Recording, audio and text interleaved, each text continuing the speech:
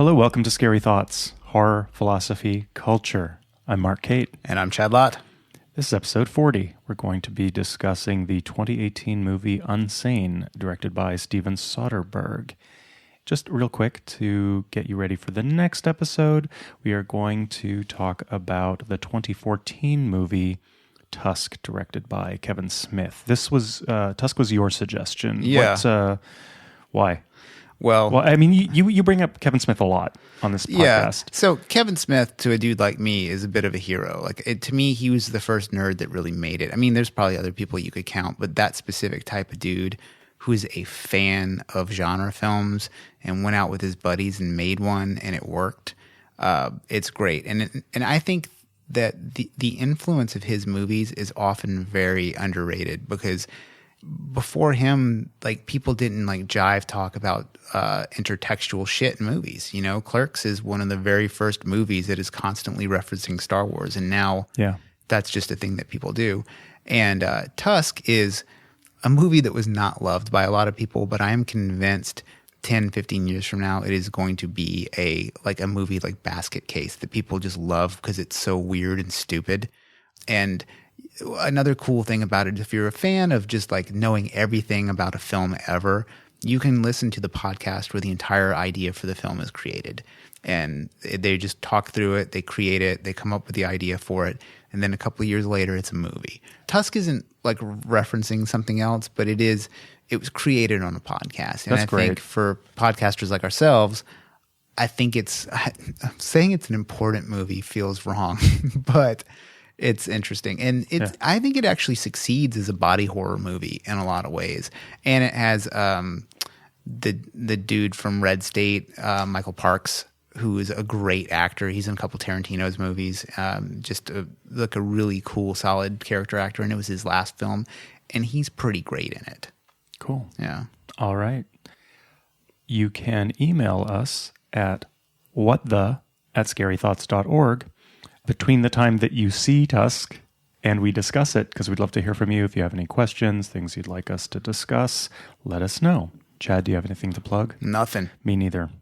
It's a fallow 2 weeks for me. Love to encourage you all to rate and review this very podcast, either right this second or the moment you finish. 5 stars. And also encourage you to sign up for our newsletter, scarythoughts.org, over on the right side. Just give us your email address. We won't do anything naughty with it. We'll just keep you informed about what we're into and about this podcast.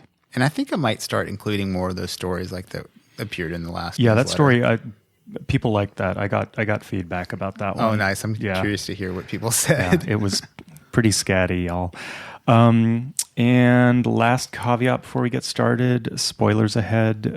This is not a review of Unsane. We're going to be talking about the movie that you have already seen, which you should. So, where do you want to start? Let's start at the beginning. I didn't know a thing about this movie. I didn't know about the iPhone shooting. I didn't know anything. You just said, hey, I want to do this movie. And I was like, great, let's do that movie. And so I watched it cold. And you, I think, were a little it's okay. It's kind of fun. There's things to talk about. I was like, there's definitely a lot to talk about, though I don't know that it is a great movie. Mm-hmm. Yeah. But I had very low expectations because you usually, when you say that, something like that, I think you don't like to shit on stuff too much, at least on the show anyway. So I was like, okay, this movie's going to be okay. There's probably going to be one thing. And I know that the book Gift of Fear by Gavin de Becker that we both liked quite a bit plays a prominent role, or at least visually plays a prominent role in this film. And so I was excited because of that. And but I liked this movie a lot. Yeah. I was really surprised by how much I liked it. Cool. It's really an effective movie. I think it's interesting the way it plays into Soderbergh's history as a filmmaker. Mm-hmm. He started off with, was it Sex, Lies, and Videotape? Was that his first feature film? It's the first one that matters. Yeah. Which is, a super low budget movie, a really solid premise done very simply, and it was very effective. And throughout his career, of course, the thing of Steven Soderbergh is that he'll do an Ocean's movie and then do Bubbles, which was shot entirely with non-professional actors local to the place it was shot. He's always vacillating between these epic big budget movies with huge Hollywood stars and very small, very intimate movies on a much smaller scale. And I really dig that. It really reminds me of a sort of ethos of, playing the Enormodome and then going and playing the shitty local bar just to connect with your audience in a real way. Yeah. And to see what you're made of, If you don't have 40 people working on your guitar tone at the Enormodome, it's just you and your guitar. Are you still a good guitar player like you were 20 years ago? Yeah, it really reminds me a little bit of like something that I've heard comedians refer to, an idea that Chris Rock is kind of famous for, where Totally. he takes his act to an unfriendly room in the middle of nowhere or whatever and runs it and doesn't use any of the big loud tricks. And if the joke works without any of his voices or his movement, he'll hold very still and deliver the jokes sometimes. And he knows when those jokes get laughs, he's nailed it. And then he takes it up and he, performs it, whatever. But I think when you watch a movie like this or any of Soderbergh's small movies, you'd have to be a really thick dickhead to not think that he had talent. I mean, this is a master craftsman. This is a person who knows what the fuck to do with lenses and knows all the really intricate stuff. Like, watching this movie reminded me of how good he is at that. And it made me want to learn more about it just so we could bring that into the show a little bit more, because it's so interesting. It's such a part of film. Yeah, absolutely.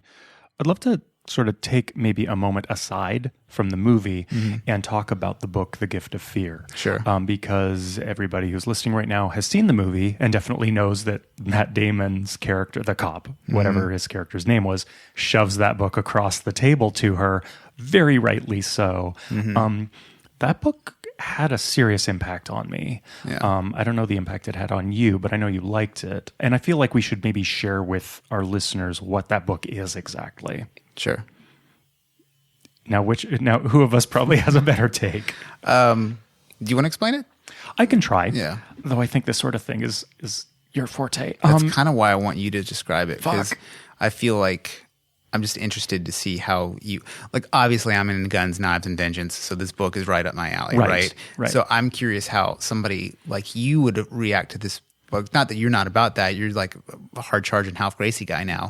So, I mean, for real. I was talking that with the Popcorn, Piss, and Vinegar guys, and they were like, they noticed like a deepening of your voice lately. Yeah. I was like, it's because he's doing jujitsu, man. He's back into it.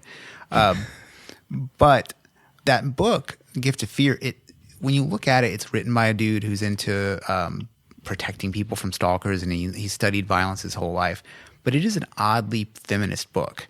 For sure. Like it's an incredibly feminist book. And one of my wife's friends, who is a full-on like, hey, ho, ho, this penis party's got to go kind of lady, like, loves that book. It's one of her favorite books. And so I think that's why I want to hear what you have to say about it. Well, to my mind, its foundation is really that if you look in the animal kingdom, if an animal senses fear, it runs.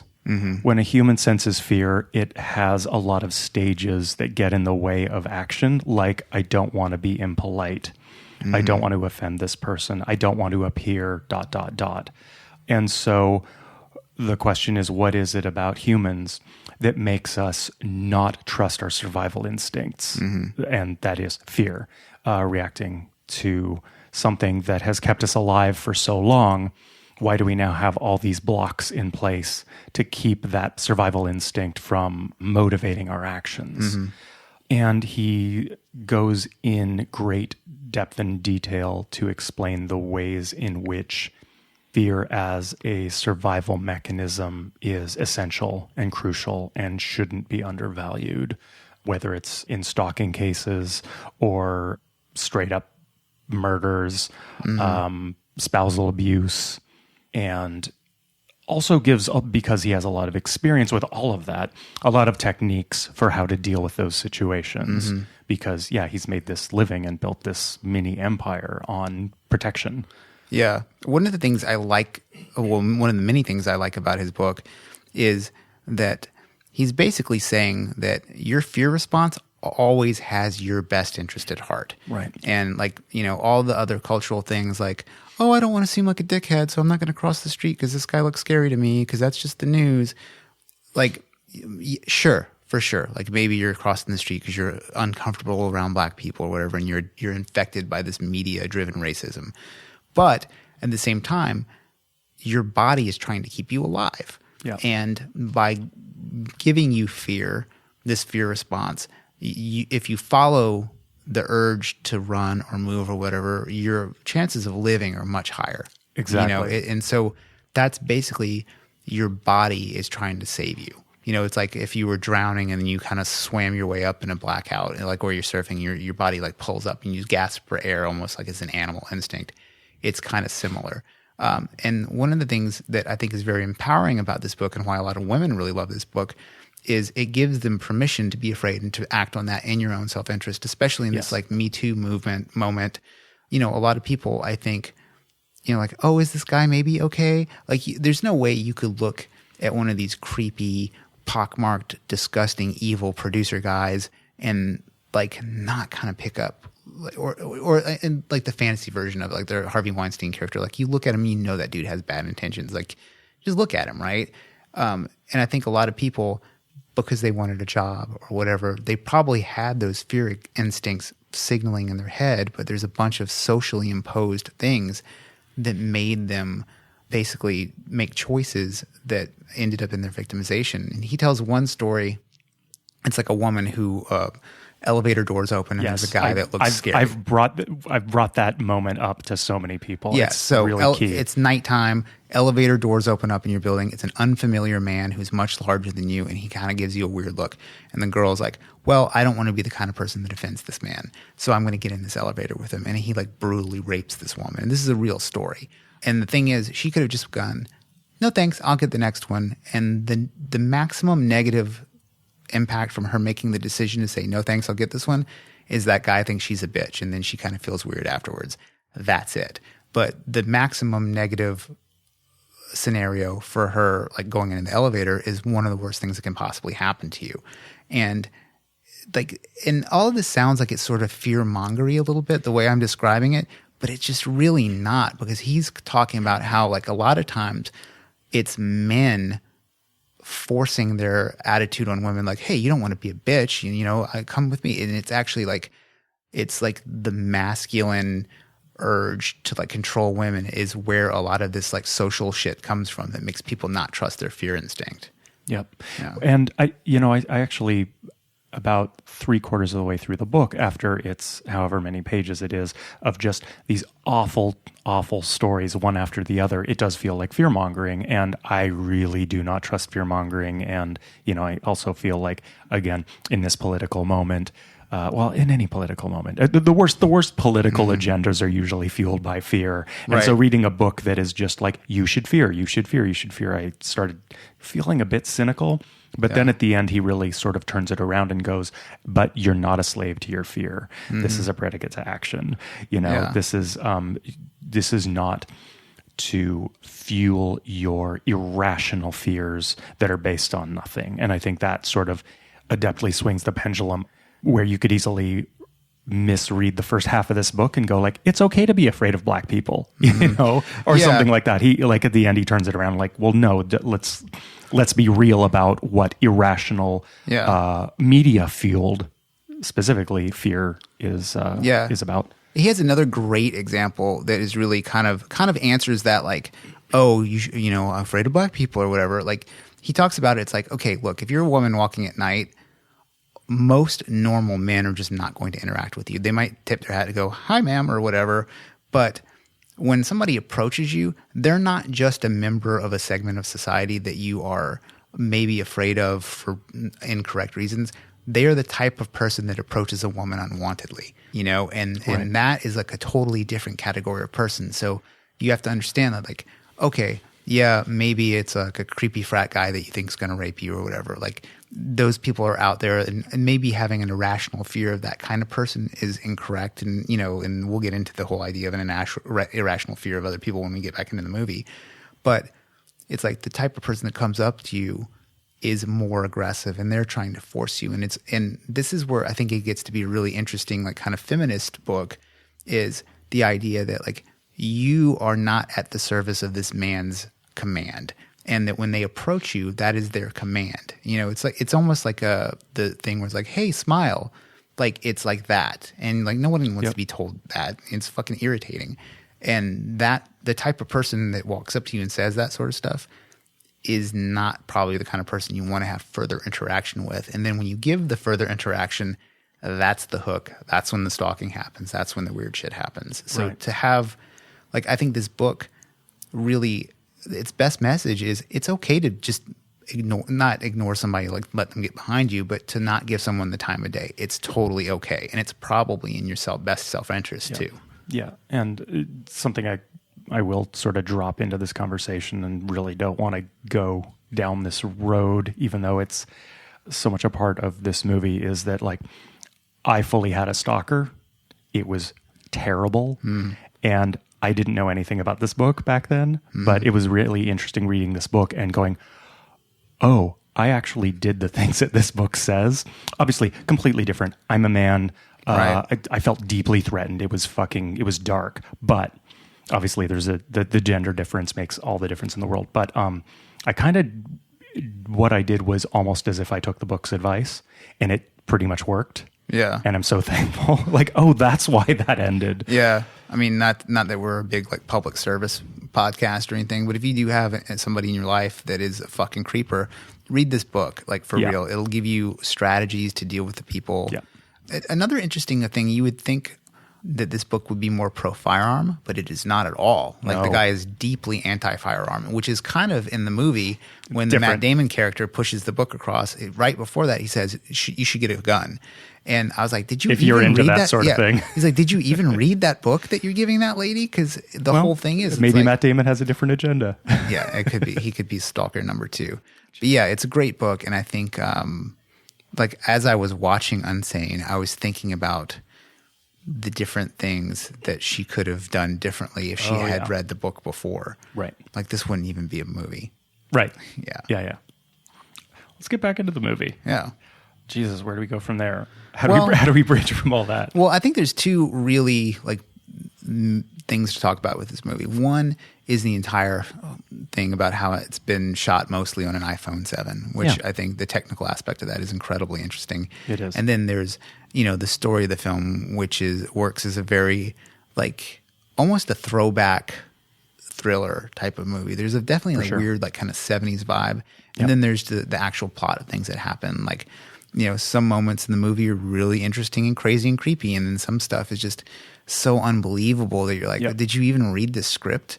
And it feels like the movie doesn't care about that at all. Yeah. Like, for instance, the fact that the stalker there's no way he would have possibly known she would have gone to talk to that woman, had a conversation on that day, and got herself committed there. So why is he just waiting there, getting a job there? Like it would have to be that he followed her to that clinic, sat outside, hours and hours and hours later, realized she wasn't coming out for a reason. Right. Somehow found a brand new employee there, murdered him, got just enough knowledge on what that person's job would have been, posed as them, and slipped into the system. Yeah, like, and when I started watching this movie, there are 3 things that were really very off-putting to me, and it took me a minute to get into this movie. First of all, the idea that the stalker would be in it was so fucking ludicrous to me, but it also made the character, who's sort of an unlikable character. That's the second thing I want to talk about. Like the protagonist? Like, the protagonist is kind of an asshole. Yeah. And for good reason, but she is an asshole. And so it's hard. I was thinking about myself. It's like, oh, am I so trained by films to have a likable female protagonist that I'm unaccepting of her? And so it made me stop, and I was like, whoa, like this is a really interesting thing that's happening to me that's never happened to me in this movie. Is like even in horror movies where we uphold the example of, the men, women, and chainsaws, final girl and how great of a thing it is that men identify with these female protagonists, they're still hot and likable and cool, you know? And this woman, she's kind of, you know, she's just kind of off. Not a single thing that she says or does is likable. Mm-hmm.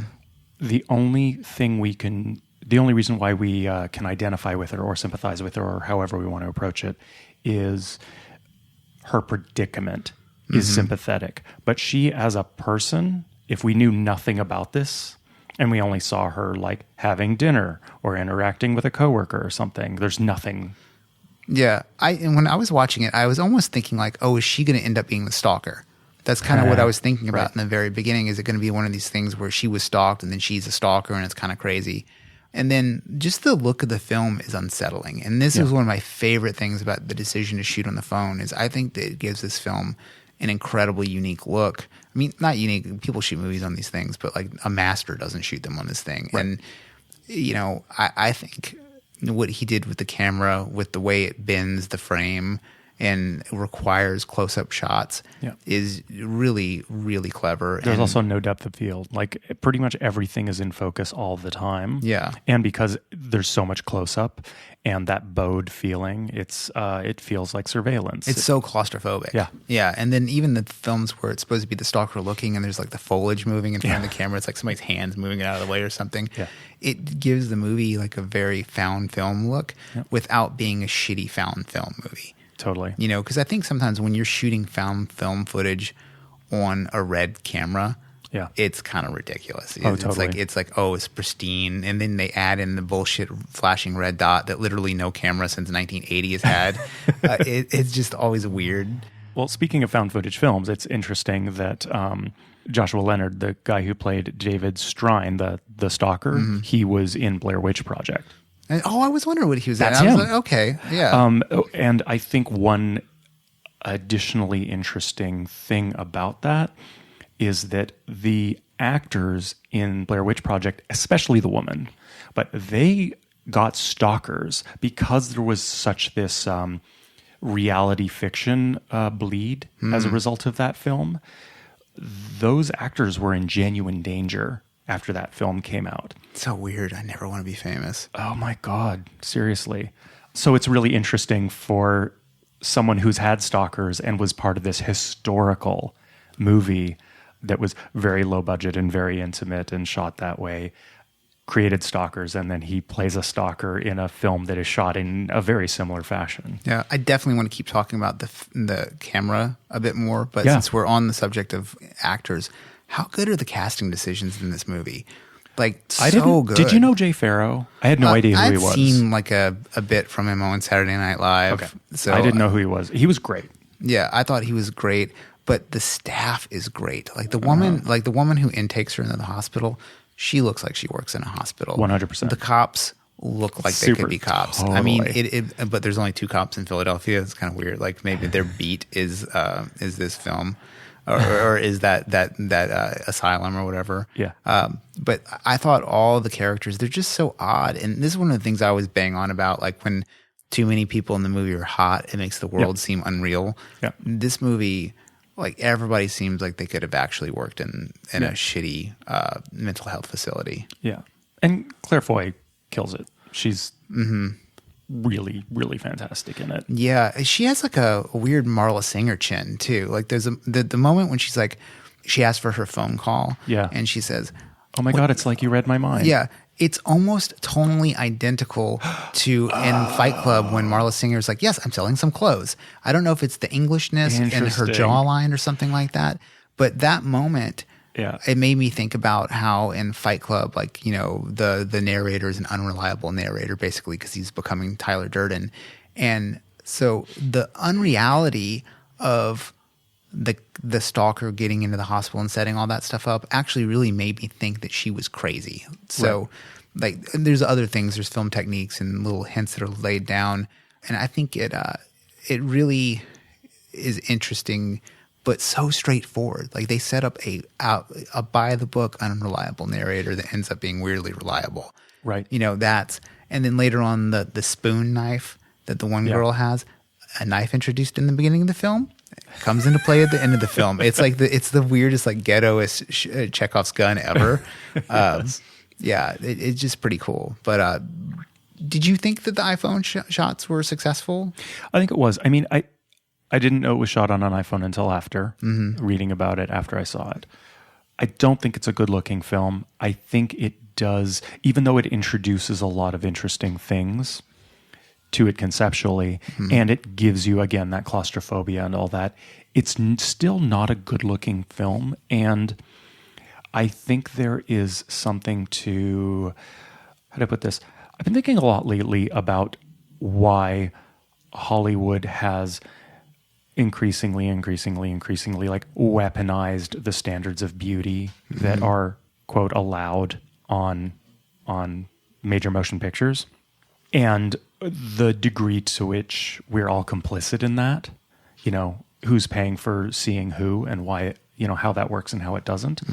And I mean, it really is true that when you see someone's face blown up on the big screen or even a large television, if you're going to stare at somebody for a long time on a big screen, there really is something to be said for if that face pleases you in some way, in whatever way.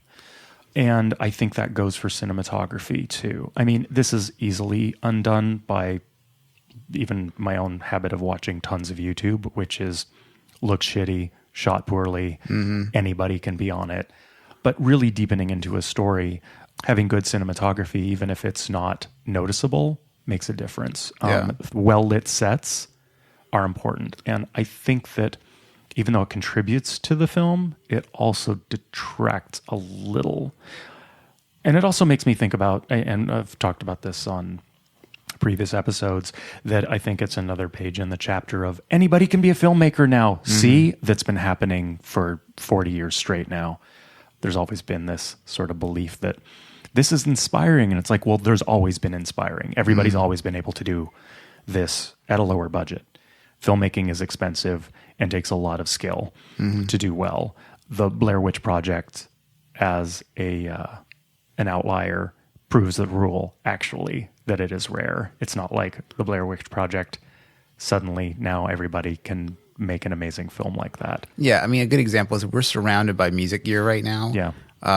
It doesn't mean I'm a good musician. Well, I mean, I wasn't even going to say you, but like it means like you and I right now are not going to make AC/DC's Back in Black in here. Right. You know what I mean? Like just an example of an all-time great. Yeah, absolutely. But it's worth noting, I think for the moment, just for a fun fact, that Soderbergh is actually the cinematographer and the editor of this film. And the names that are credited are like portmanteaus of his parents' names. That's cute. Yeah. And so he's a legit cinematographer too, you know, on top of this.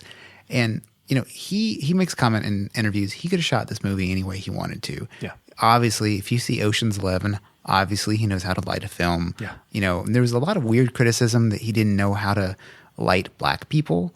And so there's all this, there's a little bit of chatter about how like, well, Jay Farrow is very dark and the iPhone just totally darkened. No, this movie is dark. Everything is dark. And, and like, I mean, he obviously lit Don Cheadle effectively, you know what I mean? So it's not like he doesn't know what's going on. And I was thinking, you know, a guy at this level, everything he's doing, all of the decisions he's making are intentional. And he even says on some, you know, in some of these films, some of these scenes rather, are shot with the DSLR if they had to be, you know, they're especially for anything that was distance or like down a hallway or something like that. The iPhone just didn't do that well. Like you're not getting that famous scene from Exorcist 3 where it's the long hallway shot and the woman turns around and there's the person in the white robe just walks behind her really quickly. It's considered one of the best jump scares of all time. And it's a really interesting long shot. But anyway, you're just not getting a long shot with an iPhone. Yeah. And I think that actually like having that character be darker in the beginning of the film is really effective because it is something she's afraid of. It's another person in the room who is threatening. And you know that guy from Saturday Night Live.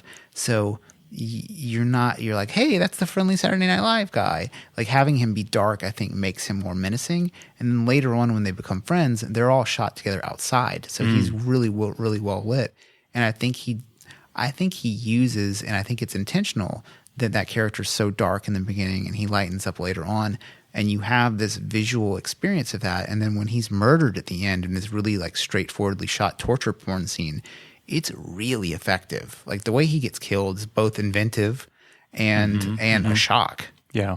I think another thing that the iPhone introduces is, and this is another one of those things I bring up, is like, what excuses does a film introduce into its own making? What are we willing to forgive? We watch a movie and it has flaws, and what are we willing to forgive just by nature of what kind of film it is? And I think that because it looks and feels a bit janky, we can overlook certain things. And I think that this film, it works in reverse. Like, instead of it being like, oh, it's a low budget, how do I put this? Because it's a low budget movie, we can sort of forgive some things, but its gaping plot holes, the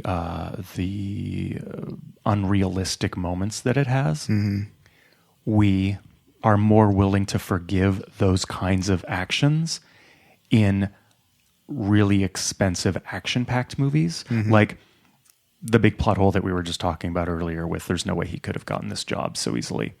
That shit is throughout all the Ocean's movies. It's part and parcel of John Wick, of all the Fast and Furious movies, of God, every Mission Impossible movie is like, that's all they are. It's like these people who somehow are able to intercede themselves into impossible situations effortlessly. But because this is a low budget movie and there aren't car crashes and shit, you're just sitting there staring at the unrealistic moment. Plot hole's a plot hole. So I'm just saying, there's less to distract you from it. Yeah, there's a fine line between like suspension of disbelief and a plot hole. You know what I mean? Like in John Wick. Yes. John Wick, you're like actively suspending your disbelief because you're like, yeah, of course, this is like a superhero murder movie. Right. But in this, it's like, unless you are on board with her being actually crazy, and she might be crazy. Like at the very end of the film when she almost stabs a dude in the neck, of course she's going to have some crazy PTSD from this whole thing. Absolutely. Like obviously. And I think that's one of the things that's interesting about how her character is acted out is, yeah, she is fucked up, but she is also experiencing this thing that is really fucked up. Yeah. And really, I almost feel like they reveal it a little too early because like the moment the guy drops it's like halfway through. Yeah. The moment the guy drops the pill into the cup, the extra pill that makes her go crazy, like, like that's it. Also that, talking about forgiving a film and plot hole versus suspension of disbelief. This movie is also so simple in that, the script's dialogue is pretty solid, but I think that it lacks complexity overall. Like it's pretty much just a straight line. Yeah. Like she signs some papers, stalker corners her, she kills him in the end. And that's kind of the movie. There really aren't any deviations, so it actually is just like John Wick or Taken or Gaslight or like it begins, it goes in one direction, full steam ahead, but again, because there are fewer explosions, it's a little harder to sit through. Yeah, it's really stripped, but it's still at the end of the day like a Robert McKee style. Who's Robert McKee? He's the guy that writes story. He's if you've ever seen the film Adaptation, he's the guy that teaches the seminar on how to write books. Oh, okay. Like, or how to write screenplays. Yeah. And his whole basic thing is like, you have to have these beats for a film to be successful, and you want to move around them or whatever, do whatever clever bullshit you're going to do. But at the end of the day, the story that people accept is like hardwired into our brain somehow, in the way that like the fear response is hardwired into our brain.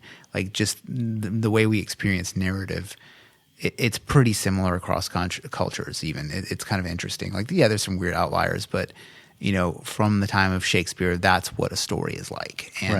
And that's just the world we live in. Yeah. Thinking about this movie as a horror film, or, beats that horror films normally have, or structures that horror films normally have, rules of engagement. So good guy versus bad guy, how are they in conflict and how do they interact? Something that happens in this film, and this goes back to The Gift of Fear, is that it is also hard to sympathize with the protagonist because her confrontations with authority, every time she does the absolute wrong thing. Right. It obviously starts with her signing a piece of paper that she didn't read completely. But, no matter what Jay Farrow's character tells her, no matter what she should know better than, she does assault people, not just her stalker, right? She hits other people first, which really reminds me of, there's when you see videos of police brutality, sometimes you see the person hit the cop first. And those are moments like, I'm not excusing police using excessive force, but there's so many times where like, why would you hit a cop? Or why would you resist arrest? If someone in authority tells you to do something and the only result is that you will lose, you fighting back or struggling or disrespecting or whatever is only going to make it worse for you. It's basic game theory. You're definitely going to jail if you hit a cop. Yeah. You might not go to jail if you don't hit a cop. Right.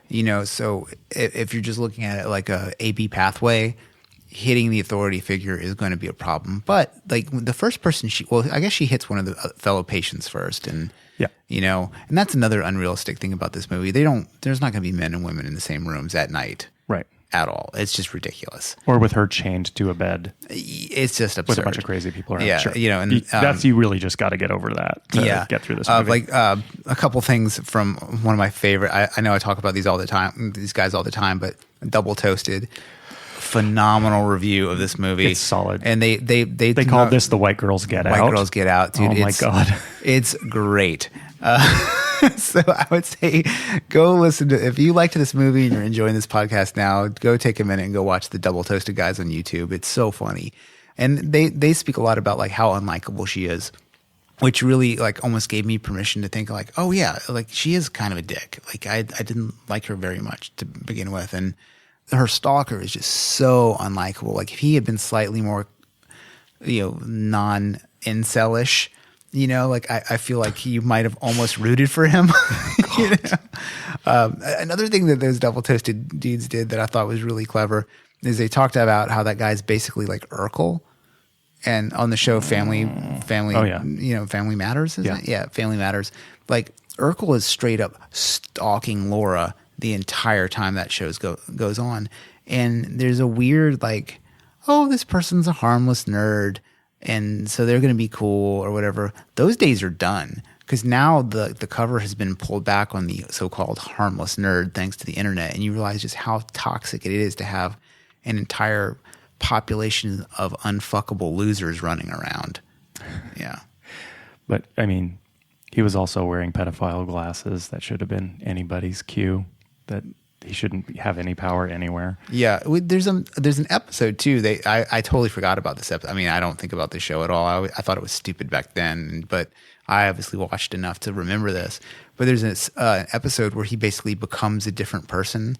He becomes like Stefan or something like that, and then I'm sorry, Urkel? Urkel does. Yeah, we're still talking about Family Matters. There's an intertextual reason why I want to talk about this a little bit later, having to do with the father from Family Matters and how there's this whole. Well, I'll just talk about it now. There's a whole this like retcon thing where it's like the father from Family Matters is a cop. Same actor plays a cop in the Die Hard films. Yes. Is it a connected universe? Oh, I like to think yes. Great. Yeah, but. Getting back to the Urkel character, like he does do the thing that you should do in life if you're one of these fucking terrible losers. He improves himself and becomes more attractive to the people around him, and probably doesn't need to be such a loser and stuck in his ways. And like I wonder, like that's totally not a thing that could happen to this character, like the stalker character. Mm-hmm. There's no way this dude is going to integrate into a normal relationship at all, ever. And I think the knowledge now that there are a lot of people like that out there makes that character way more terrifying to me. Yes. Yeah. Yeah. That's yet another instance of the internet gives you more knowledge and makes the world even scarier. Yeah. And I think, when one of the things we talk about, what makes really classic films successful in horror is that they're usually addressing some sort of live anxiety in the world. Yeah. And I think the idea that there are these dudes out there that are scary and do not know how to deal with women because they're totally flawed is a live anxiety. And then the other thing is the whole idea of just being fearful of the bureaucracy of medicine. Totally. Yeah. I think that the sort of like collective dreads that this taps into is definitely overlaps with. And I think it's funny. There's so much going on around healthcare and health for profit and the way that's happening in the US. And I think that this plays into fears about both sides of that. Yeah. It plays into the perils of for-profit, the way that for-profit healthcare can be sort of the worst, most exploitative aspects of capitalism. But you could also read it in the other direction, which is like, people who believe that death panels are what happens when the government intercedes into healthcare, that bureaucracy will just roll over you and take away your freedoms. Yeah. But there are those outlier stories, like the story about that little kid in London where the English socialized medicine is like, well, there's nothing we can do. And they take the kid to America and find a specialist and the kid lives. Oh, I don't know about that. It's just Go America. It's like an apocryphal story, that people who are like anti-socialized medicine will. It's a story that happens to be true. It's a very rare story, but that's a real kid. That's a real life that was saved. Right. But is a total weird story like that worth like changing an entire healthcare system over? I don't know about that, unless it's your kid. I guess. Yeah. Yeah. Oh, totally. If it was my kid, like, fuck the whole system. My kid's alive. Like, I don't care. Yeah. You're like, let's go to. That's why I shouldn't have kids. Let's go to LA. I'm not going to Canada with this child. Yeah. It's interesting. Like that whole vibe of a place that's supposed to care for people not doing very well by you in some way. Because I've seen up close, like a really terrible experience with that. Like when I was in high school, I had to, for our religion class in my Catholic school, to get a passing grade, no matter what you did, you had to go volunteer a day someplace. And one of the places they had us go was an old folks home. And one day or 1 day a week? One day. Like we just had to do like an 8-hour shift. So not that big of a deal. Yeah. So me and my buddy Jerry, we go to this old folks home that's out in like, I think Harahan, Louisiana or something like that, like out in the sticks. And we get there and it is a fucking horror movie. Like 90% of the people there have advanced Alzheimer's, and the people in charge do not give a fuck. And later on, we found out that I think about a year later, the place got investigated and shut down. And because we saw some terrifying shit, like people just being left in their own shit in a wheelchair. And one of the scariest things, my friend had this like totally scary moment. He goes into this woman's room. Like one of our jobs was just go fill up pitchers in people's rooms. And you go in these rooms, and each one was just absolutely terrifying because it's Catholic down there. So every single room had tons of Catholic shit all over it. And, one room we went into was just covered. It's so haunting. You know those little cards you get at funerals where it's like the person's face on one side and it's like a prayer on the other side? The room was like covered with them. And it made me think, I was like, everyone this woman knows is dead. And she's collected and there was like all these faces around it. And it's totally crazy. But Jerry, he's filling up water. He goes into this woman's room, and this old lady, like full on, she looks like a witch, totally gaunt, white hair. She sits up and goes, "I fucked your mother," and just starts screaming it over and over again. And I was like, whoa, is this some sort of like hateful lesbian or something? Like, but he was fucking terrified because the woman like sat up like the Exorcist, and he just ran out of the room. Yeah. It was, and so that is the gift of fear. Yeah, it's like he was like, "I'm out, get out." That's the clear signal. So to me, like this movie looked very realistic based on like what I had seen, and you're like, even if she was crazy, is she going to get better there? No way. Right. Yeah. So maybe let's also talk about progressive entrapment. Oh yeah, which I think this movie totally what this movie's about. Right. And again, to its detriment to a certain degree, because it's just a kind of straight line. Again, as soon as she's having a conversation, and then it's filling out some forms, and then it's taking off her clothes and giving away her purse, and then oh, you know what though? Before I was just thinking, all these nurses and caregivers who don't give a fuck. Mm-hmm. I thought that was interesting about in this movie that in the beginning, when you are still unsure what's going on with the protagonist. Is she actually completely crazy and fabricating this all, or is she totally in dire need of help and this is all wrong? you can kind of go, well, all these employees, these nurses or orderlies or employees, whatever, they're just doing their job. Like, and you know, their first encounter with her is her punching someone and then attacking some guy. Right. They're just doing their job. But then later when there are a bunch of them in the change room and they're talking about, quote, all the shady stuff that happens down here. Like when they find the notebook, Jay Farrow's notebook, and the guy's like, he's going to need a bigger notebook. Well, that's one of the things that I really liked about the ending of this movie is that there's basically two villains. There's the stalker, who's obviously crazy and kills her mother and, you know, kills her, could have maybe been her boyfriend. But the fact that the system is so fucked up is what allows him to even become that terror. And the woman that runs the facility, like the young PR woman, is clearly evil, or made out to be evil. And one of the things I thought about, I don't know if you've ever seen The Watchmen or read The Watchmen. Both. The fact that they find the journal at the end just totally reminded me of Rorschach's journal. Oh, interesting. Yeah, like, you know, Rorschach dies and then everybody thinks that the squid or whatever, you know, the movie ending's different. But like, you wonder like, okay, would Rorschach's journal have blown open that story? And in this movie, this journal does blow open the story. And it's kind of, in this day and age of like everybody being critical of the media and stuff like that, the journalist sort of becomes the hero, like breaking the story. Like breaking the story is sort of like, at the very least, probably the rest of the people who were kept there probably ended up in a better situation because of it. Hope so. And he intimates that like there's other places that are even worse. Right. You know, so you're like, okay, this isn't even the lowest level of hell. This is like a middle hell that she's having this problem in. And it's so it has like that kind of like Lovecraftian feel that you're experiencing this horror, but underneath it, there's even worse horrors. Right. Yeah. There's one thing to his character that I like that it's left open, is that he is fully altruistic. Like he's doing the good work. He's putting his life and body on the line for his job and for other people's well-being. But when she first tries to get the phone from him, she goes, lend me your phone, I'll suck your dick. Yeah. And then she goes, rain check on that blowjob or whatever. And it's kind of hard to tell if he was just like, he was not going to let her, or was he like, God damn it. So I think like this is a moment of character building in that movie that I think is just great and executed perfectly. I think the script is really powerful in that moment, and their acting is so playful. And there are moments in this movie that even though it's dark and tense, there are fun moments in the movie. And I think that's one of them that's great, where, you know, she's like, I'll suck your dick. And he goes for it. You know what I mean? He has no reason to give her the phone. It could fuck up his whole story. He's been in there like 3 weeks in a room full of other people at night. Like he's probably having trouble, you know, getting his swerve on. And she's like, okay. And he kind of goes for it, but then it shows how decent a guy he is that he just kind of drops it. Yeah. So I think he for sure would have let her blow him.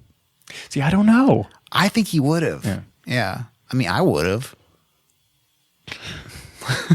I mean, what about you? You're an investigative journalist in there. There's a girl who's kind of not that crazy.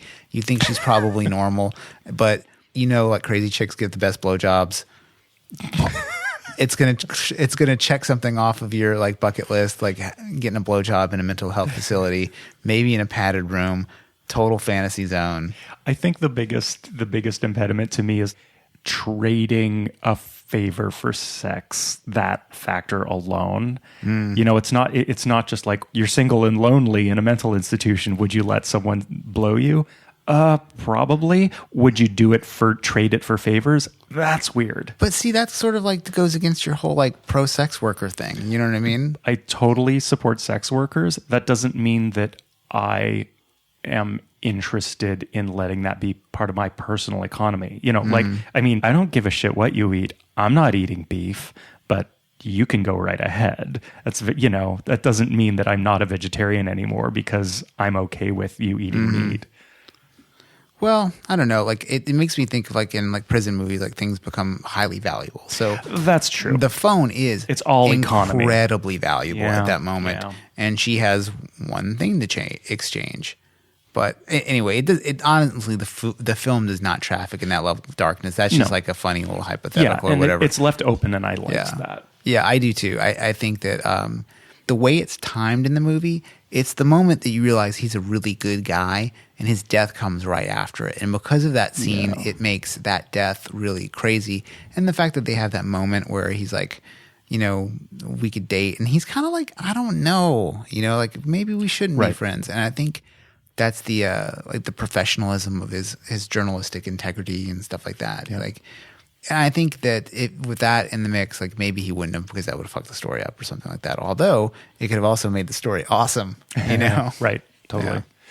We keep talking about the is she crazy, is she not issue. I think another level to this that I really appreciated is that there's a bit of the spoiler of, wait, is this all in her head or not? And the point at which it becomes clear that the stalker is real.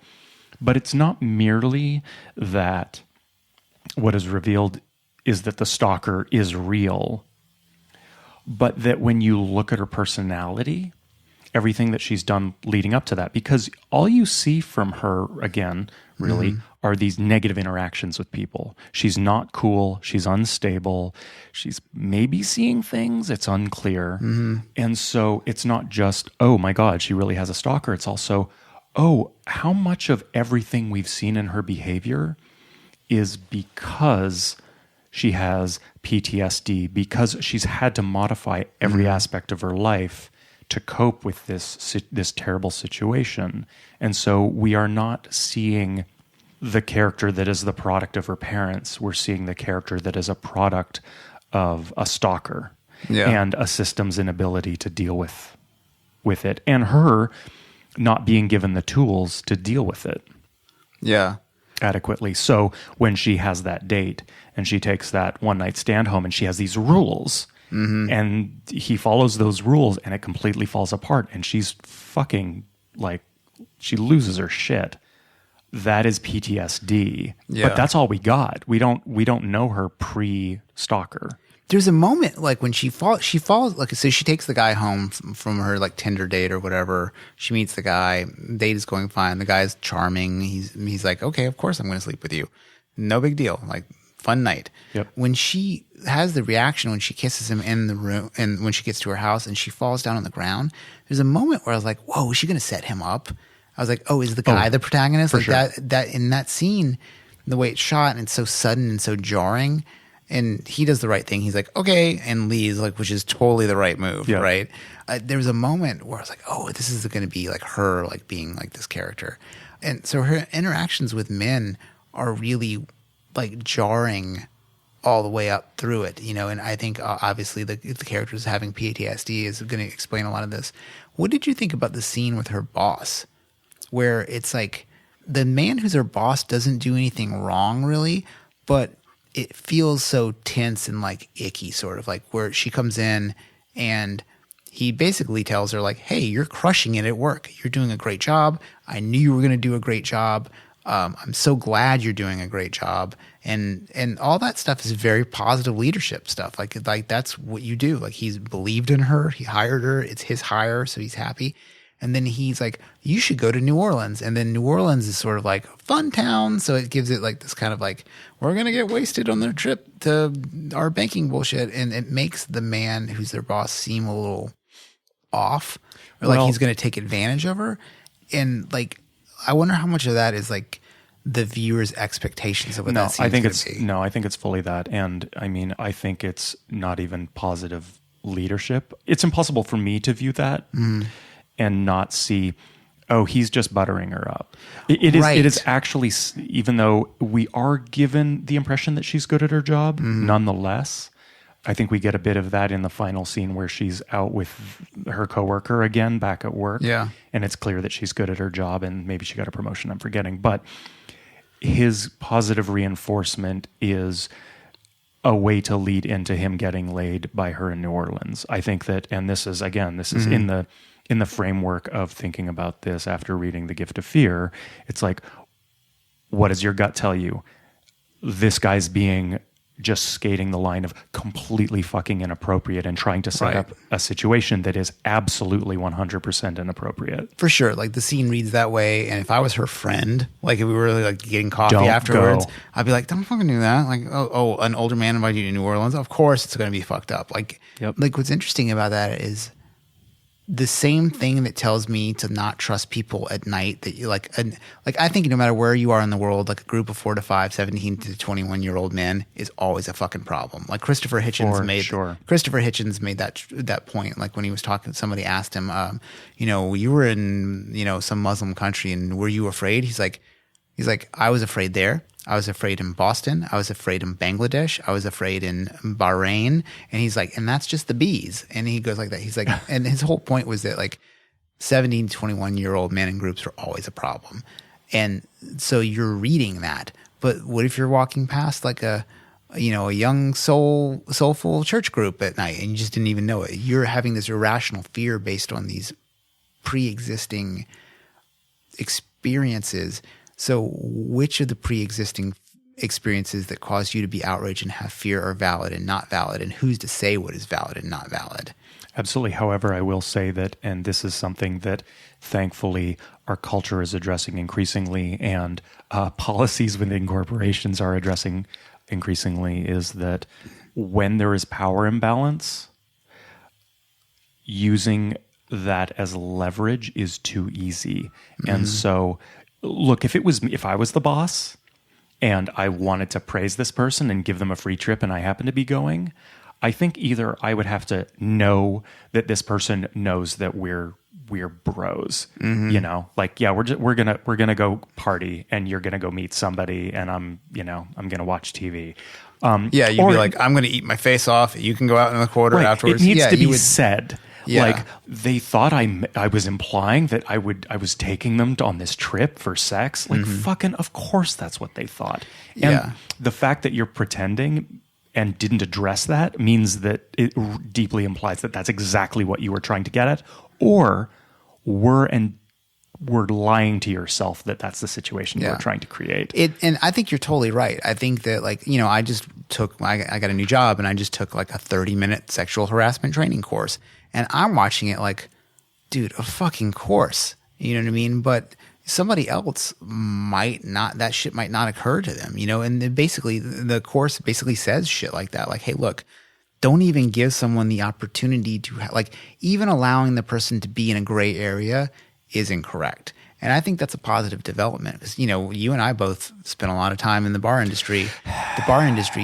The service industry is crazy fucked up. It's insane to me that I'm sure it's all bad, in some corporations or whatever, but I've worked for 3 pretty large corporations now, as a desk jockey, and I never saw anything like I saw in the bar industry. Right. They nailed Mario Batali or whoever every once in a while, but they could hit any restaurant, anytime, all the time. Every Bennigan's or Outback Steakhouse is full of predators, for real. Yeah. And where's their sexual harassment video? I don't know. How long will it take for that to change? Yeah. I don't know. I mean, I don't think it ever will. Right. I mean, all those jobs are going to be replaced by robots anyway. So who gives a shit, right?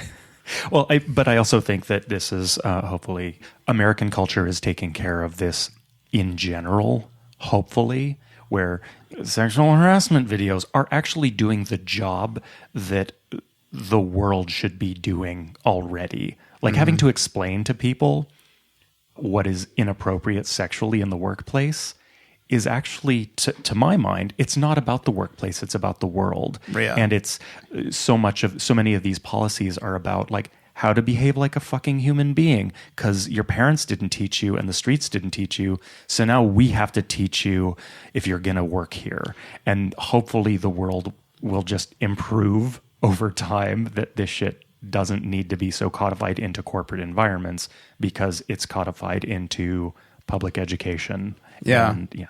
It makes me think of I'm reading Jordan Peterson's incredibly boring self-help book, and there's a lot. One of the reasons why I'm reading it is because of your reaction. I was like, okay, well, why are people reacting to this book so heinously? Right. And I don't want to like put myself on one side or the other here. I think he's fucking boring. Like, I think he's an incredibly boring dude. It's just rehashed Jung. There's just nothing interesting about it. And I will say, like, I've never seen a public intellectual more misaligned and misrepresented than him. I mean, it's pretty crazy. Like, the one thing that he said that I think you could kind of get him on. You can't even really get him on. Give a little context for who we're talking about first before you give this nugget, if you can. Yeah, so a lot of like people, I can't imagine most of you, as a podcast listener, you probably know who Dr. Jordan Peterson is. He is maybe not. He's a Canadian psychologist, and he wrote a book called Maps of Meaning, which is a very academic, very dry book about, basically Jungian archetypes and, behavior and stories, and how stories actually like they're the water that we swim in as humans, and that the stories, whether they're true or not, whether religion is true or not, they're very important because they teach people how to behave in a certain way that generally tends to lean towards being able to agree with each other and build societies. So his idea is that like you basically have to put religion is the beginning stage of being able to agree with each other on a large scale. Being able to agree with each other on a large scale is the beginning of civilization. Civilization is the beginning of being able to solve global problems like, people dying for cancer and stuff like that.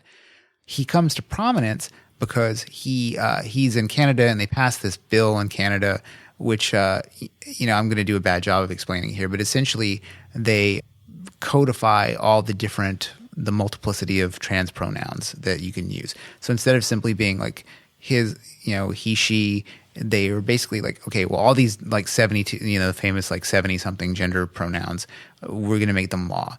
And those come from a pretty narrow group of academics, and they're basically not really supported by the majority of scientists. And, I don't want to step into the political landmine of this, but Jordan Peterson is like, I think that's bullshit. I don't think that there should be a law compelling speech. And this is where it gets weird. When you ask him, like, would you refer to a trans woman as she? He says, of course I would.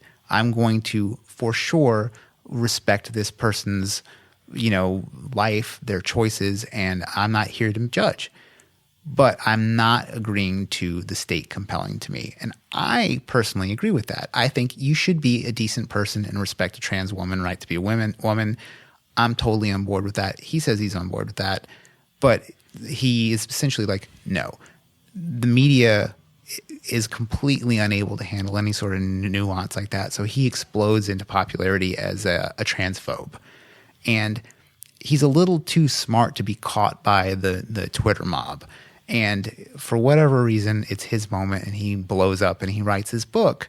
Well, first of all, his lectures become huge. And oh, yeah. I mean, they're huge. And you listen to him, there's nothing controversial in them. It's just like archetype stuff. And then how to be a man, like as if a 1950s guy just taught a kid how to be like a decent person. Not even how to be a man. It's just how to be a decent person. He writes this book, 12 Rules of, I don't know, some 12 Rules of How to Live or something like that. And it's just basic information. Like, hey, don't lie to people. Stand up with your shoulders back. And it's the kind of shit that an average person who went to a Sunday school and was raised by just normal people who worked at a factory would have been taught.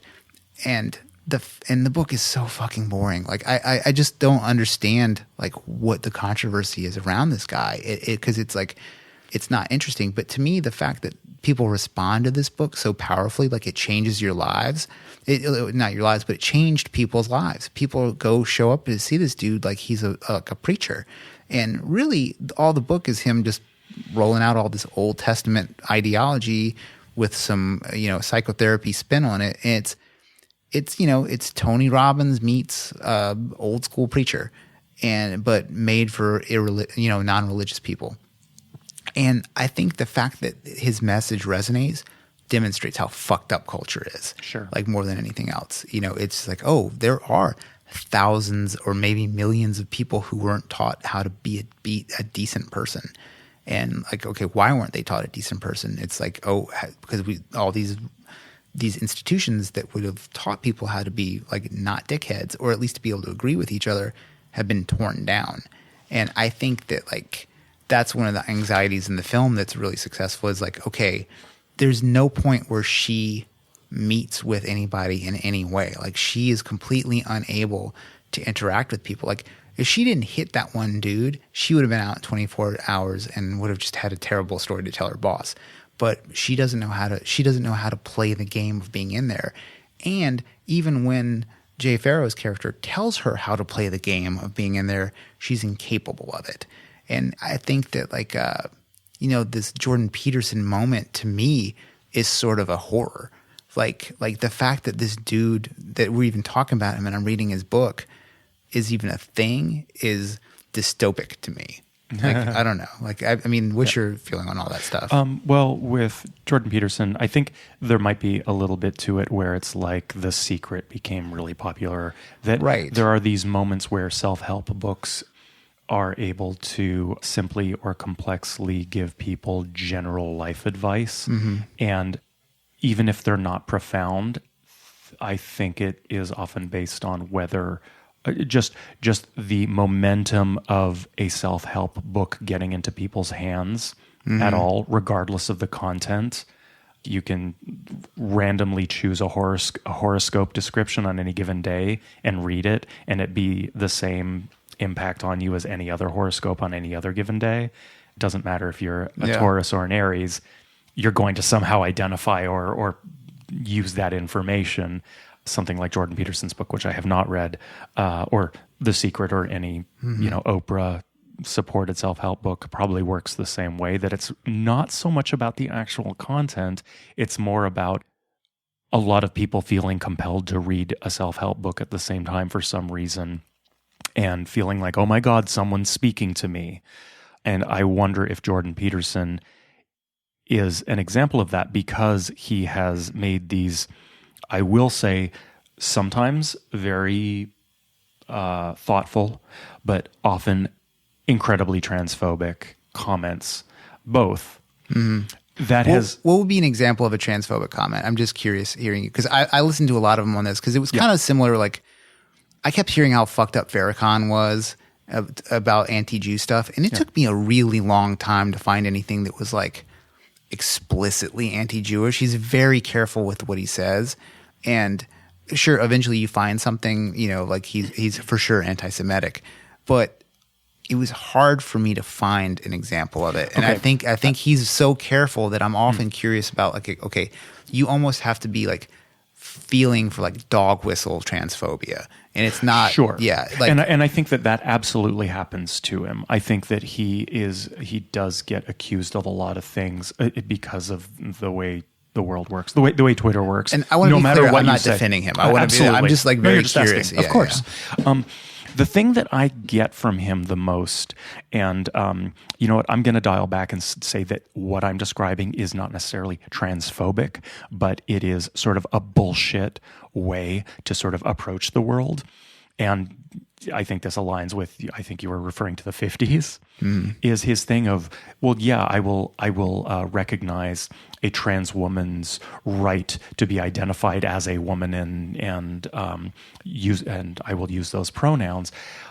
But the one thing that is particular to that is it's still relying on a gender binary that he's able to get his old school head around. And I'm not saying that 72 pronouns, learn them all or be damned for hate crimes, is some form of sanity that the world needs to adopt.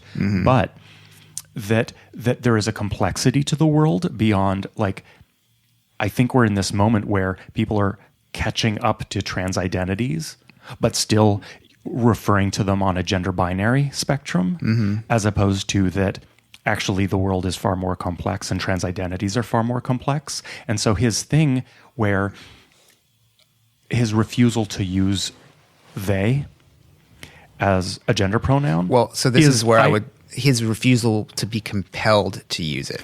So I think he's, and this is me, I'm not trying to compare, like, I'm just very interested in how the story of his Here's the thing. things. I agree that nobody gets to compel you to do anything, especially when it comes to language. I'm going to not say I agree with him because I don't want to align myself with him. Right. But I agree with that. But for him, so much of it is, that's just not proper English. Yeah, Therefore, it's very wrong. pedantic, right? Yeah, and it's like, dude, you're talking about people's identities and you're refusing to engage in the world as it exists. You are only able to think about the world in terms of the rules that you have established for yourself that are the same fucking rules that have been dragged around for thousands of years. Mm-hmm. And you have to fucking move on. You have to observe the world as it is, and you have to meet people as they are. So to me, his great sin isn't even specifically like transphobia, because that is exactly what racism is. That's exactly what I'm glad you're bringing this up. That is exactly what the word intolerance means, is that he is intolerant. Yeah. I think that is, oh my God, you even brought up, why are we talking about him? And we just fucking keep going down this road. That's the other thing is like I think that what's interesting about him as a phenomenon and why I'm so disappointed in the book, because I'm like, okay, well, he's a huge cultural phenomenon. You have a strong reaction one way or the other. Like, I have friends who love him like he's the second coming of Jesus. And I have other friends who I think rightfully are very suspicious of him, especially our friends that are trans. Like I think, like, when I think about who am I more concerned with, I'm always more concerned with, and I'm using the word underdog, and I'm not trying to minimize somebody, but like a person who the stakes are a lot higher. Yeah. I'm more willing to jump to the defense of a trans person than I am some white dude who just can't get with it. You know what I mean? So right. I think that like I want to be very careful with those people and things, and I think that we're going to see an evolution in his thought. And the reason why, there was an interview with him recently where an interview asked him a really astute question, which you never see astute questions from these interviewers. They're always trying to like, gotcha. Right. And this person stepped out of the normal line of questioning and said, okay, is compelling people's behavior always wrong? And he's like, of course it's always wrong. And it's like this whole new scene of like dogmatic First Amendment people, who like seem to forget that like not being a dickhead is kind of an important thing too. Yes. And I'm a complete and total believer in the First Amendment, but I'm not going to like browbeat somebody over it. It just seems douchey to me. Yep. And so they ask him, well, what about in the 50s when black people weren't allowed to use the same water fountains or same anything really? Like, what about then? And he stops for a moment. He says, well, I think that was the right thing to do. And I think that moment with that question was very interesting, because I don't know how open to change he is. He's an old man. Like, I'm not open to change, and I'm 40. He's older than me. But I think that particular moment where like, okay, can a government intervention, literally social justice, be a good thing? And I wonder if like it'll evolve. And I imagine like trans identities are going to go exactly like race relations did. Like in the 50s, they're like, get out my pool, and now like white kids love hip hop. Like I think right. that we're going to see that. I mean, we're already seeing the glimmers of it. Like, look how popular RuPaul's Drag Race is. For sure. Like I was, I grew up in the South and was raised by crazy people, and I just officiated a gay wedding. Like things change. It's just like my grandmother would have never fucking understood that at all. Like right. The church that she went to was a hellfire and damnation rattlesnake handling church. Yeah. And, then her grandson marries two people. Like things change, yes. and that's my I hope. And I think that the benefit of discussing the Jordan Peterson in the middle of a podcast about Unsane is that it's making people think one way or the other. Mm-hmm. And it's but however, I think that, okay, continuing off the rails here, but, you can go along with me on this or not, but arguably, we have a president who was elected because of racism. Go with that or not. Sure. Maybe go with me on some scale of that. It's there. Like, I'm not going to say it's not there. There's no way. I think our listeners can make up their minds about that on their own. I mean, I'll lay out what I think. I think the reason why he's elected is because people are fucking retarded now. Like, I think Idiocracy, the movie, is coming true. And I think that, and under being like idiots, racism is idiotic, right? And it's just a demonstration that we are a society of morons. Fair. But parallel to that, the fact that that is true, I think that the popularity of Jordan Peterson is that people who are intolerant and narrow-minded and afraid of the world and think it's all happening too fast are able to hear Jordan Peterson speak truth to what they see as power, and what they see as power, or speak some common sense, but he's smart.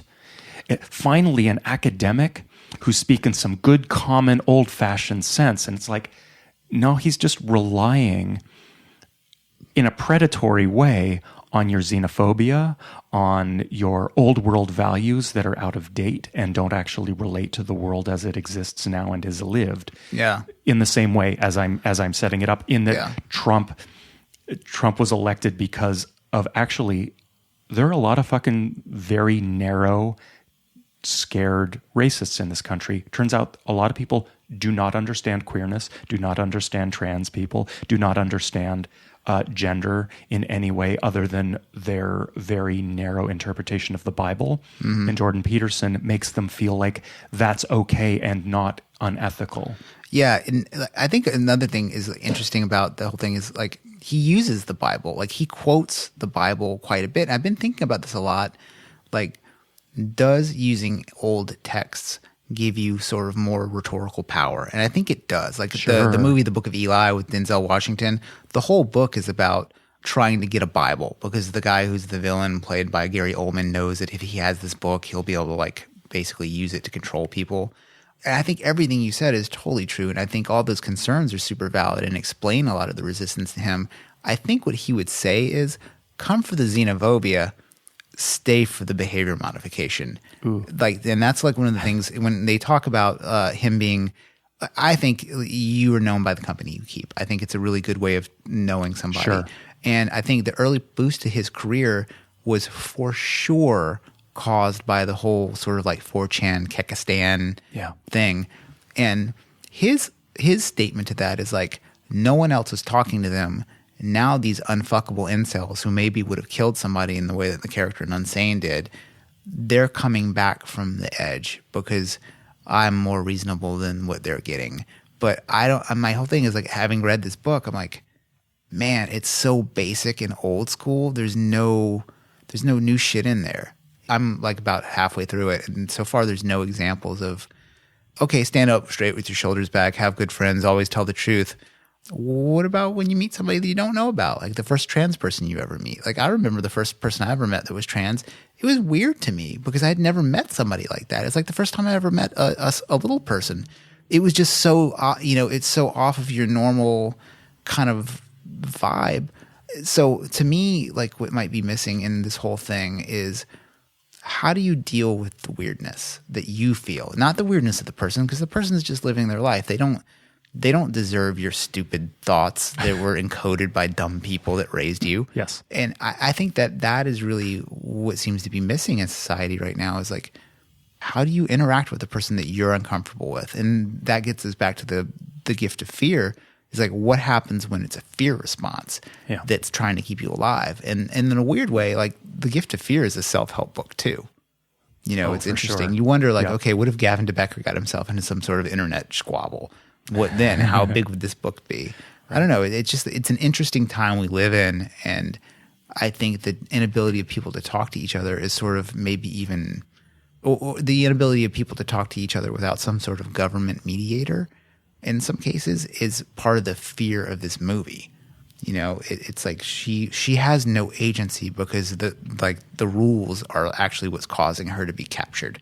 But we talk about rules of engagement. She literally got caught by the rules of engagement. Like, she is caught by the rules of progressive engagement. It's like the ultimate scary thoughts moment. Totally. Yeah. So I want to bring up something that you and I have been talking about off mic, which is this idea of premium mediocre. And there's sort of a key article about what that even means, and maybe we can talk about it. I think you don't think that this expression applies to this movie, but I think it could be an interesting point to revolve a conversation around this movie about. So if I can throw at you, Chad, maybe describe what premium mediocre is. Sure. So this article is written by kind of a techie guy in the Bay Area, and he talks about how we're in this land of premium mediocre. And I'll describe some things that are premium mediocre. the best bottle of wine at Olive Garden is a perfect example. Or a blockbuster movie that kind of sucks. Like all the Marvel films are premium mediocre. They're things that are expensive, probably cost you a lot to engage with, but at the end of the day just aren't that great. They're not terrible. They're not shitty, but they're not that great. And I think that this movie exists in a genre that is often full of premium mediocrity. Like, I think films by their nature sort of premium mediocre. They're so difficult to make. They're so expensive to make. They're pretty expensive to see unless you're stealing them off the internet. I think Soderbergh's so pro that what he's delivering here is not necessarily premium, but it's not mediocre for sure. And I think one of the things that makes a premium mediocre item is there's like this capitalism's demand to make something hit a certain price point. And like, for instance, you could have a top 4-star chef or like a 3 Michelin star chef open up a shitty restaurant. Like a great example is Daniel Patterson, the chef for Qua, who's a fucking psychopath. We had to work with him on a project, and I think he's terrible. But he opened up that chain local in Oakland. It's like a fast food chain, right? Yep. And I think that's a perfect example of premium mediocre. It's expensive. He claimed it was going to be something that it wasn't. It's just still shitty fast food. It's in a disenfranchised neighborhood. It hires a bunch of kids. Maybe they pay him another 80 cents an hour over Taco Bell. It's not any healthier for you than Burger King is. The ingredients are probably preciously sourced, so that is kind of like a premium mediocre thing. It's still a cheeseburger. It's not as good as an In-N-Out burger. Starbucks is premium mediocre. Yeah, it's a perfect defined. example. Yeah, like a single origin latte from Starbucks is a perfect. I don't know that there is a better premium mediocre example than that. Yeah. Yeah, but this film, not so much to me. Like, I think because of the oddness of the iPhone and the successfulness of the actors in the film, I think all the acting in this movie, even when it's wooden, like the woodenness lets you think like it's almost like a Gummo thing. Like, oh, is this actually a real person doing this job that just happens to be in the film? And that's always kind of interesting. Yeah, I don't think this is premium mediocre, but it does like, it's interesting to think about. Yeah. I mean, not to go down yet another not Unsane related tangent, but since you pointed that article out to me, which in a certain sense is like, here's a thing, and you can go like, oh, that's a clever thing, almost like an internet, like a meme on Instagram or something like that. You just go like, huh, interesting, and you move on. But this one really sat with me because me too. I feel like so much of my life is very defined by that, and it really made me realize that I lead the type of life where I don't actually make that much money. I live very well, but I am not in a high tax bracket yet. If someone invited me over, like, hey, come over, we'll have drinks. And I go, do you want me to bring something? And they go, bring some snacks. In all likelihood, I'll go to fucking Buy Right or something and spend like $20 on cheese and $15 on crackers. And so I've just spent like $30 on snacks. And it's like, I'm not in the tax bracket to spend that kind of money on some like very small food item to bring to drinks at a friend's house. Yet I have the kind of taste and class aspirational desires that leads me to spend that kind of money. And that's not what premium mediocre is, but it's kind of on a spectrum of I want the best thing. Right. And I think that maybe if I was in a lower tax bracket, let's say, Starbucks would be that for me. Yeah. But I'm even worse because I live in San Francisco. I drink coffee that's even more expensive than what they have at Starbucks. Well, San Francisco is like my premium mediocre is actually kind of more insidious. Yeah, because it's more expensive and more precious. Yeah. Well, San Francisco is a premium mediocre city now. Whoa, it is.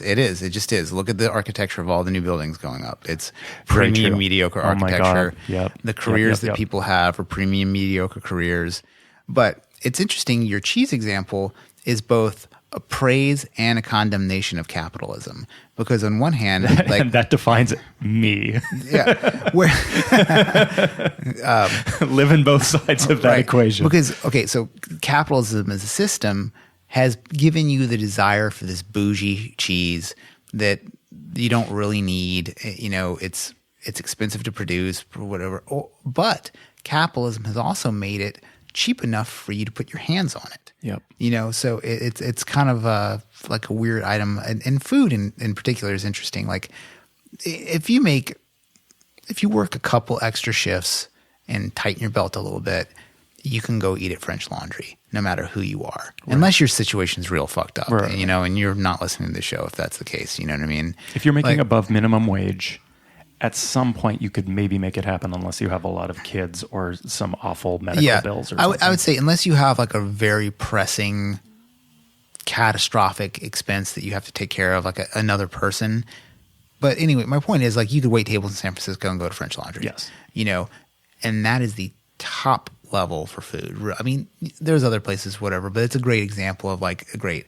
And so we're in a day and age where you can put your hands on something great and experience it. And that's kind of the thing with the iPhone camera shooting, Yep. Like you can put your hands on this thing. I was thinking about Jack White and how everybody praises him because he uses all this antique equipment to make this really great, wonderful sound.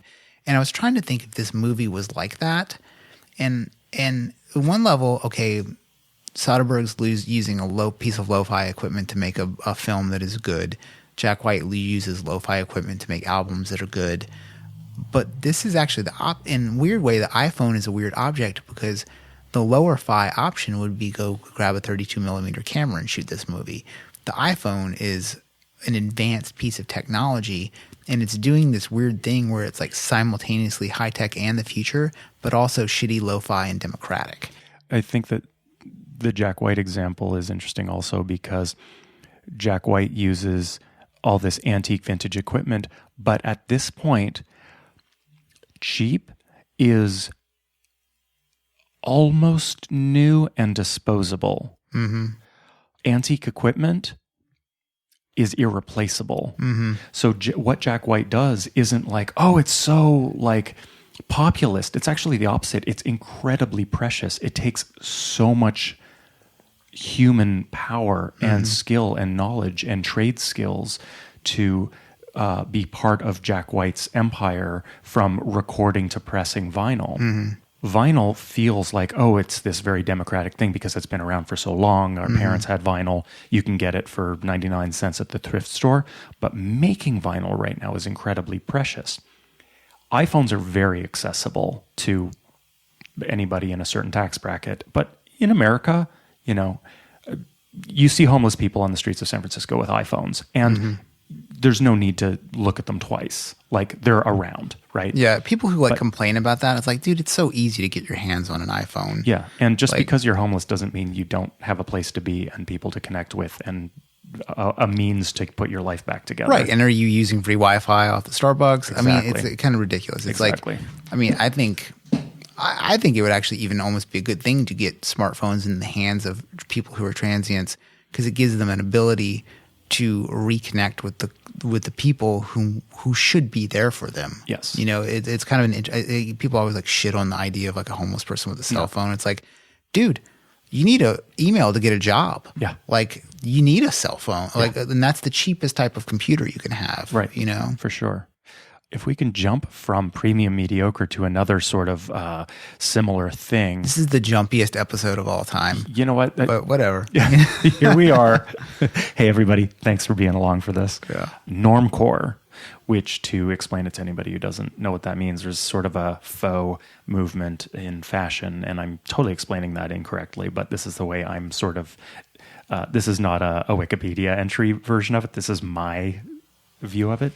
Is normcore is sort of a view of people who are rejecting fashion so completely that they are dressing as normies, like hipster kids willfully wearing chinos and generic Walmart clothing to basically be invisible. That's my read.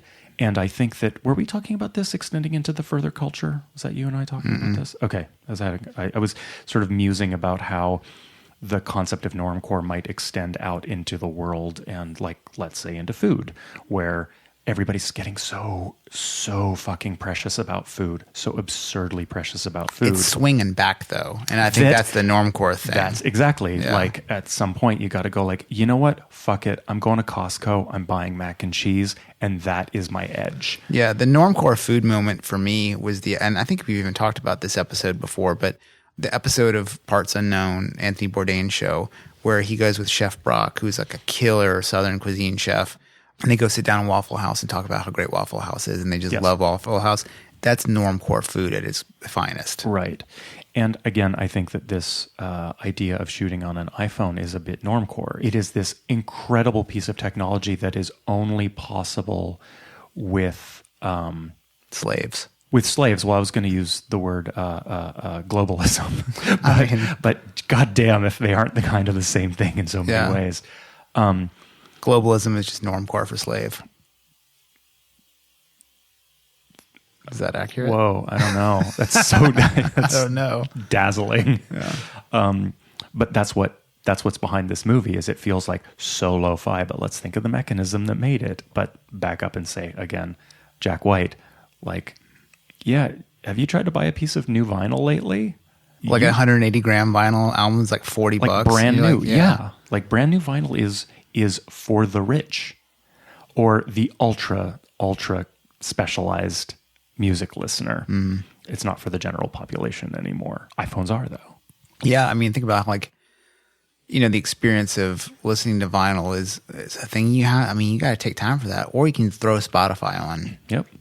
And like low tech takes more time and more trouble and more money. Slow food and handcrafted and all that is more expensive.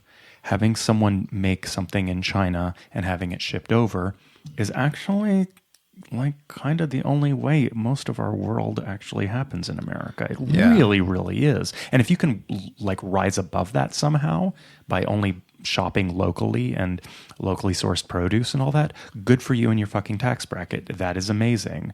But let's be honest, the way the world is makes that really untenable. Yeah. I mean, time is the most valuable resource because it's completely non-renewable, right? And to be able to take extra time for something, you have to be of a certain means, and like that whole idea that everyone would have nicer stuff has sort of happened a little bit. Cause like you can go, like I'm looking at a TV right now that 8 years ago would have been crazy to see in somebody's house. Yeah. It's, and my TV is not actually by the standards of what's available today. It's not even that big. But compared to 12 years ago, that is a monster TV. Yeah. Which is fascinating. And the fact that it's flat is so crazy, so sexy. Yeah. There's a book, another self-help book. It's funny that self-help has played such a large role in this episode. Well, if you could pause on that, you and I have talked about having a self-help podcast. Yeah, I mean, self-help for nihilists is still like a possible second podcast. Yeah, because the thing is, it's like sometimes you just need a coach to show you how to do something, and not like a cheesy life coach, but like somebody who's gone through something. Like I think about like my own personal finance journey. Like my life was fucked up and bad before I kind of got religion on personal finance and getting out of debt and stuff like that. And it was like basically a self-help book that oriented my life. My life is pretty great right now. And it's kind of because of a book. And another book, the classic self-help book, probably like one of the most famous ones, is How to Win Friends and Influence People. Such a good book. That book rules. Yeah. And honestly, that book changed my life. And this is why I had been a bartender since I was a child, basically, because I worked banquet bars with my dad at a hotel. I was like 13 years old, like, here's your screwdriver, sir. Like totally like voice cracking. And at the age of 30, like when I was finally getting out of bartending, because I went to go try to get a copywriting gig, I was an evil, mean, cruel person. Like I was so fucking hostile to people. I would slap somebody over a bar, like tell people mean and just a really hostile person. And when I started working in this office environment, I was really like a cat introduced to a new room. I didn't know how to act. Like I didn't know how to be a decent person. And I read this book and I was like, oh, okay. Even if you're not feeling like you want to be a decent person, at least act like one. And it smoothed out my life. And, it was life-changing for me. And it's the cheesiest book ever. It is, but so good. Is that the thing I kind of interrupted? Was that what you were actually going to say? Yeah, kind of. Yeah, that's basically what I was going to say. Yeah. Well, I guess we can bring it back to that Claire Foy's character, Sawyer, could have used that book. Well, she sort of does go about what is the modern protocol. Like when she's sitting in the room with the person, the psychologist, and the psychologist asks her a series of questions that we know later in the film are basically entrapment. She's being trapped by the psychologist. She says, do you ever feel basically bad? She's like, of course I feel bad. Do you ever feel like killing yourself? Of course I have. And Sawyer, the character, is being honest. Like, I don't think there's a human alive that hasn't thought about like what it might be to kill themselves, or they're like, fuck, I wish I was dead, or something like that. And then they're like, well, how would you do it? There's nobody listening to this podcast that hasn't thought about how they might want to kill themselves, even if they were kind of dumb about it. And then she basically is honest in her answer, and that sets the ball rolling for her to be committed. And she says, but things are fine. I'm running. I think she's like, I'm eating healthy. I'm running. I'm going to get a rescue dog. So she names all the stuff that like a person who's getting their life together should be doing. And like a person, like I think if I was listening to her at that moment, I'd be like, oh, you're on the right track. You're fine. And then Jay Farrow's character later on basically has the same experience. He's a normal person who doesn't want to commit her for money. And he's like, yeah, they say there's like number one people and number two people. Like there's a type 1 person that isn't crazy but is stuck in there. And there's a type 2 person that actually is insane and is stuck in there. And, he identifies her as a type 1 person. And because he knows he's a type 1 person, and they're surrounded by more insane people. Is that what the whole column 2 for life thing was? Yes. Yeah. Okay, yeah. I Jesus think I have it Christ. opposite. Yeah. He's column 2. Yeah, okay. The column 1 people are the column Got people it. who are insane. I had it backwards. What do you think about her sacrificing the girl at the end? I'm so glad you brought that up. Yeah, because this might be a nice place to end the podcast, since it's the end of the movie. But it is a fucked up thing that she does to that girl. Brutal. Yeah, but it's a survival move. Right. Again, taking this small, intimate movie and comparing it to something large scale. So if it's like Taken or John Wick or Mission Impossible, those movies have just this like human waste in their wake, whether you see it or not. Or, Fast and Furious is a great example. Like any of those movies, thousands of casualties. Yeah. But mysteriously, like, you never see innocent bystanders get killed. They're mysteriously not present. But the only thing interesting about the new Batman movie is that Batman is responding to that. Oh, really? Yeah, like that's the whole his war, Batman versus Superman. Superman's like fist fight with this character has destroyed most of the city, and a bunch of people die, and Batman isn't having it. And that's the only interesting thing about it. It's like I wish it was a better movie, because that baseline idea is so cool for a movie. Yeah, it really is. Yeah. But I think that for any horror action movie, a hero's journey is often predicated for us to become involved in their story. They have to somehow act with narcissism. Mm-hmm. And that narcissism is often tied to romance and love, or some sort of quest that is ultimately like it's self-sacrifice, but ultimately it's actually about them. You are getting invested in them regardless of what the quest actually is. And so these people that are laid to waste by the side, you kind of have to not think about them because you're just excited about the protagonist's journey. And I think that this movie just makes it, because it's more intimate and you're not distracted by car crashes and shit and Q's gear, we're seeing her just straight up sacrifice someone's body for her freedom. And it's fucking brutal and also real. Like, would you do that? Would I do that? Well, it's awful, but I would have kept stabbing the dude until it's over. That is another plot hole for me, is because this movie illustrates that Sawyer is clearly capable of violence. Mm-hmm. We see her early on punch someone, and then we see her hit another person, and then we see her hit another person. But when it comes to saving her own life, she stabs the guy once in the neck and runs. Yeah.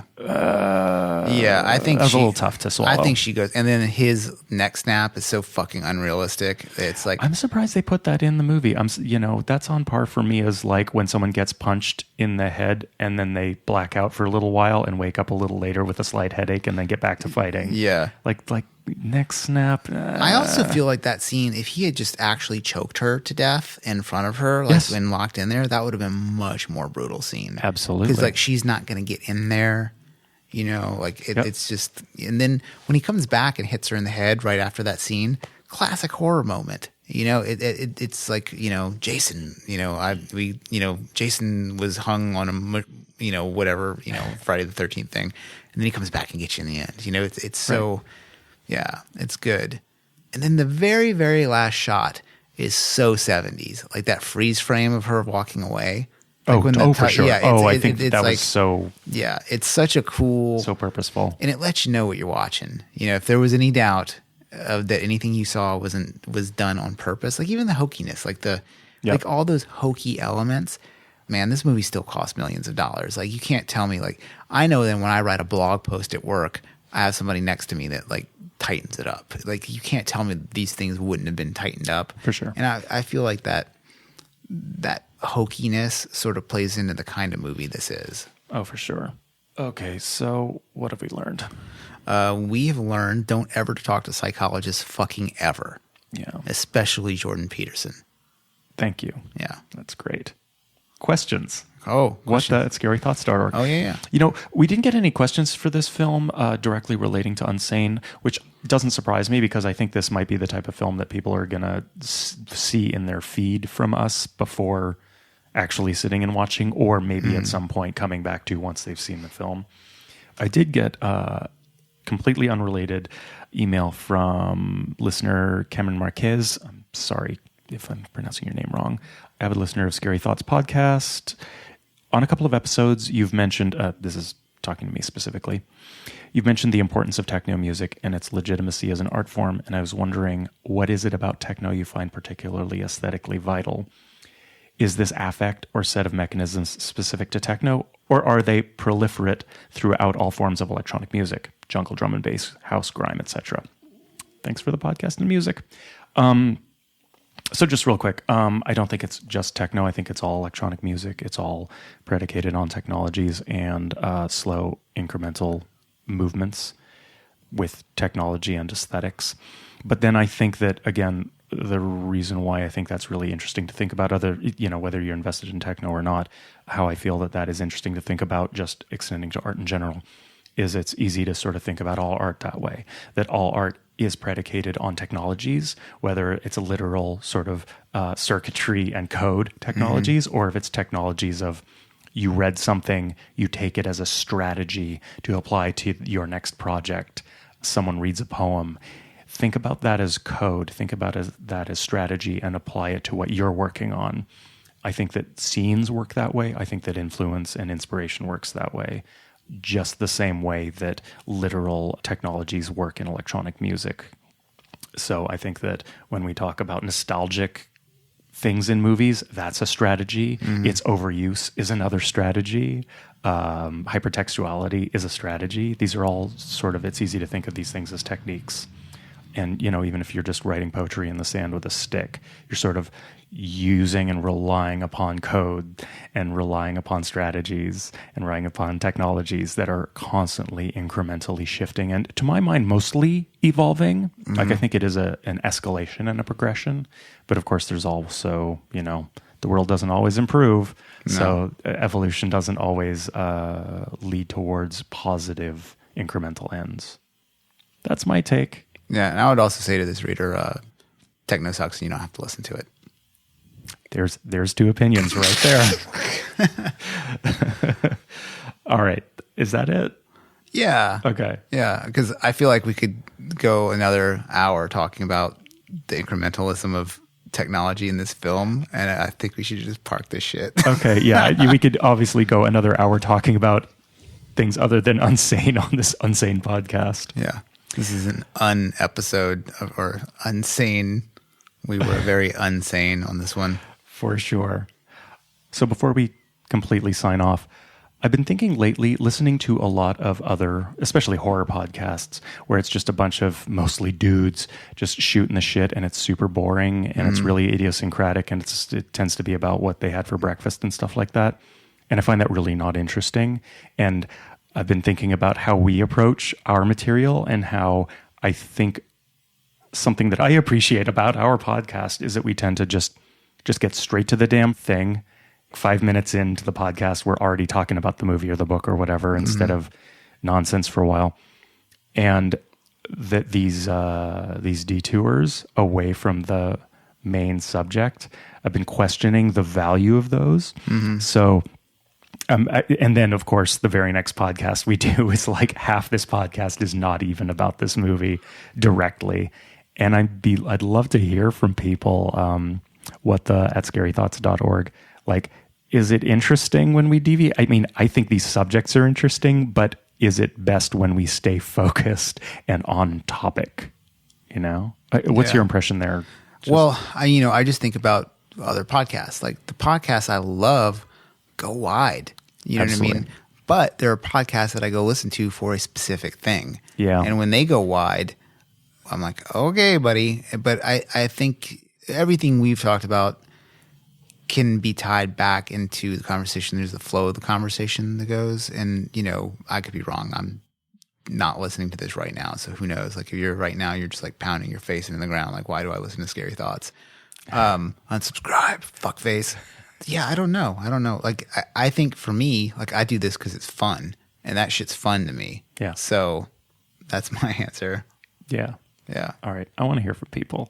Yeah. Let us know. All right. Now that this podcast is over, if you haven't before, give us 5 stars and a glorious review, and subscribe. And we will see you next time for Tusk. Yeah. And if you haven't, go get a BJ from the Crazy Woman. It's kind of awesome. I wouldn't know. Thanks for listening.